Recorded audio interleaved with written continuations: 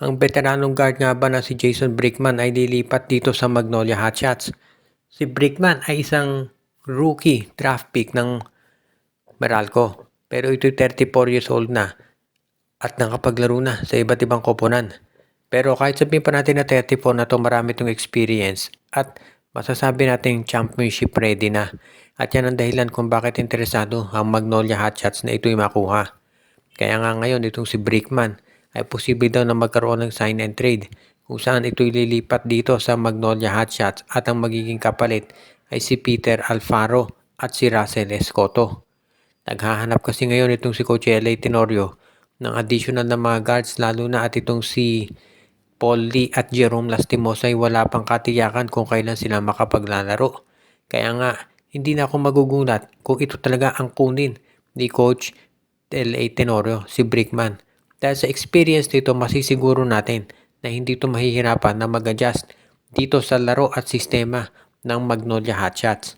Kaya nga, hindi ako sabihin natin masurpresa kung biglang magka-announcement at ito si Brickman ay tinrade na dito sa Magnolia bago pa man siya maglaro dito sa Meralco Bolts. At syempre, kung ikaw naman itong Meralco at yung offer sa big man at guard, malamang tanggapin mo na rin yan.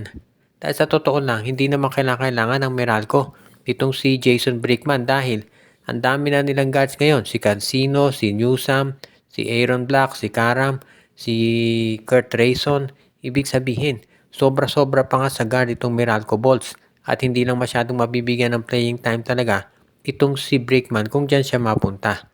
Kaya nga mas maganda sa bandang huli na itong si Brickman dito na lamang sa Magnolia maglaro at talagang dyan lalabas yung capability nito at magpapatunay na talagang ito'y ready na, matagal na para dito sa estilo ng laro sa PBA. Samantala naman ang isang team ngayon na talagang nangangailangan talaga ng additional na players ay ang NLEX Road Warriors. Natalo sila sa Converge sa overtime kagabi at kitang-kita dito na masyado silang dependent kay Robert Bolick. Ever since nung nawala si Bolick, nagkasunod-sunod ang talo ng NLEX at ngayon ay malaking tsansa na hindi na nila makuha yung twice to beat advantage. At kung makapasok man sila sa semis, malamang delikado rin yung position nila dahil nga hindi pa alam kung kailan babalik si Bolick dahil naglalaro para sa Gilas Pilipinas sa Southeast Asian Games. Dito rin masusubukan yung coaching nitong si Jong Wuchiko at kung paano niya i-handle yung ganitong klaseng sitwasyon dahil alam naman natin kinakailangan talaga nitong lineup ng Converge Fiber or rather nitong lineup nitong si Coach Jong Wuchiko ng mga scorers. So dahil wala nga si Bolick, sino ang kukunin nila? Dito talaga natin masusubukan yung MVP management din. Marami kasing nagsasabi na masyadong pinapaboran ng TNT Meralco kaysa dito sa NLEX. Ngayon dito natin makikita kung magkakaroon ng pagbabago at kung itong NLEX Road Warriors ay mabibigyan na rin ng isa pang scorer plus isa pang center ang kinakailangan nitong Road Warriors. Nakita naman natin na kulang talaga sila pagdating sa bagay na yan. Kaya nga itong si Coach Jong Wuchiko, sigurado na problema yan kung paano makikipag-match up dito sa mga malalakas at malalaking teams ngayon dito sa PBA.